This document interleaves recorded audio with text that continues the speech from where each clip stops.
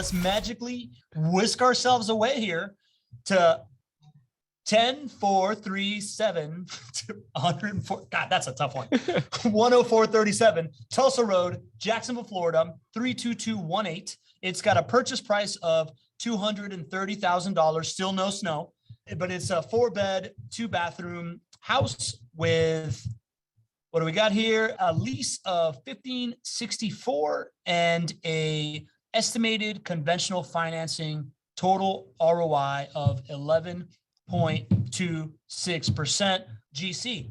What do you like about this property? Thought you'd never ask. Well, the first thing that I like about this property is, of course, that it is available, right? It is available, and availability right now is key in a market where you have severe limitations on the supply side. But you guys probably expected me to say that, right? I say that pretty much every single week. I wanted to focus on one thing that I don't think we have drilled down enough into.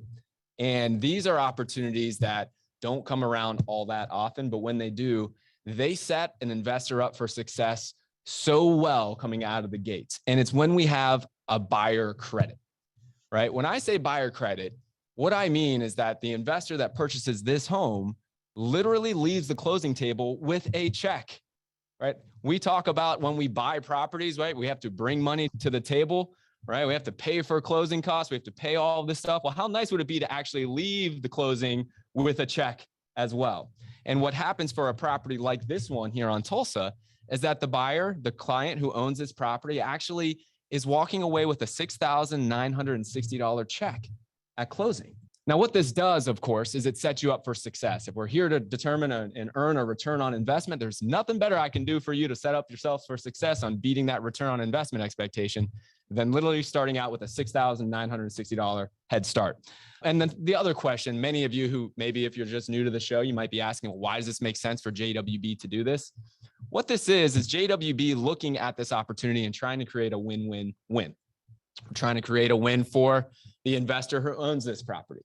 And the win there, of course, is what I just described. Setting that investor up for success, right? That buyer credit for them is obviously something that's going to put them in the driver's seat. The next win that we're talking about is the resident. Okay, so what happens from time to time is JWB acquires properties that already has a resident in place. Now, that resident might have a lease in place that is less than market rent. And so we have to abide by that lease. What we do is we come up with a solution where we can, of course, win for the client, but also win for the resident. And what we do here is JWB supplements the difference between that rent that the resident is paying versus what market rent is today. And what this does is, number one, we have to do this to honor the lease that resident has. But what it does is it creates an asset now that JWB can sell. And of course, that's the third win there. JWB gets to win because we have inventory now when a lot of our competitors out there are really struggling. So this buyer credit makes sense as a win for everybody. But for you as a client who's buying the property, this is so rare.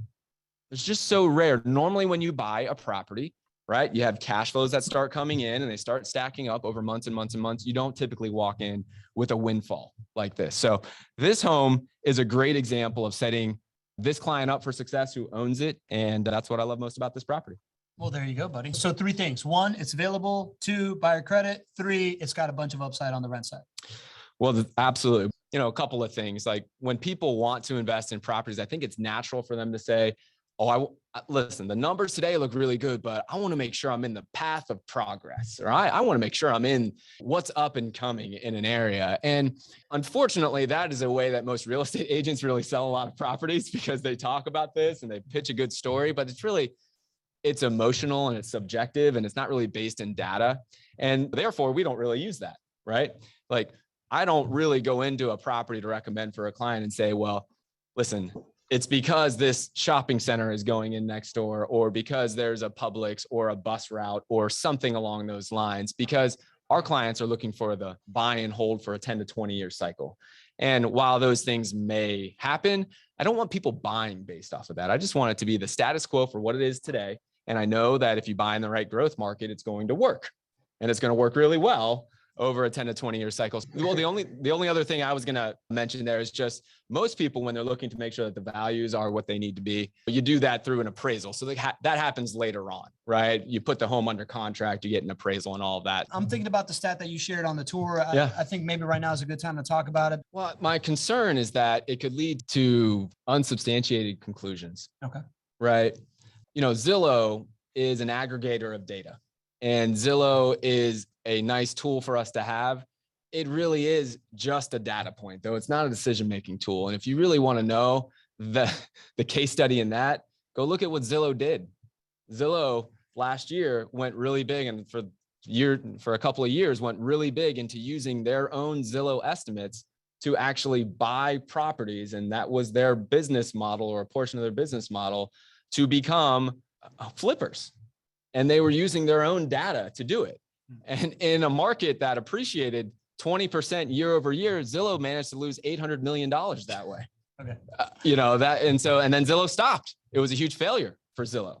So I think what that reinforces is that Zillow data is a data point, but it is not good enough right now to use it to make buying decisions. And your best buying decisions come from a trusted partner in your real estate market, and using that data. So my only concern with that is using that data to substantially either reinforce or sway a buying decision. I think it's nice to look at, just like Lewis said, right? It's a data point.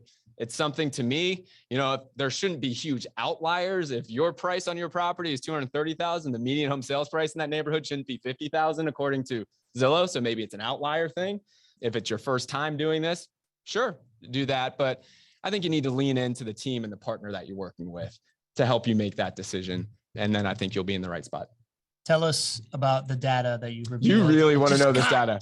What if I hold this obvious. data back? It's time to share that, man. Well, so I'm not everybody was there on Friday. Yeah. So here's some really cool stuff, guys. We went and we looked at, when JWB sort of, what I would call, became scalable in our neighborhoods, right? When we had been investing for a certain period of time where we had achieved a certain amount of scale in our neighborhoods. And when JWB as a team was really vertically integrated, that was what I estimated to be 2013, right? I looked at the number of properties we had under management. I know how long we had been doing this. I looked at when we had our own innovation department starting to spread its wings in terms of figuring out new construction and townhomes and all of these things that we had done. And so 2013 is what I would call the first year of real vertical integration for JWB. And I said, you know what? If I'm trying to talk to somebody about why to put their money with JWB versus another competitor out there, another competitor who goes from market to market to market and has impact in 10 markets, but not 10 times the impact in one market, why should they put their money with JWB? And what it came down to for me is I was like, you know what? I bet the neighborhoods that we have been in from 2013 on, I bet they have grown more than the typical neighborhood in Jacksonville. And if that was the case, then that would be just a clear sign of JWB's impact and the reason for you to put your money with an insider like JWB, who's going to put you in the right neighborhoods, who also has their own money in all of those neighborhoods, and who does all of these things to make sure that your neighborhoods and your investments are going to grow. So I was like, well, let me go to the data. So we ran all of the properties that our clients purchased since 2013, all the way till now. And I ran it against the typical Jacksonville market. And JWB neighborhoods have appreciated 79% more than the typical neighborhood in Jacksonville since 2013.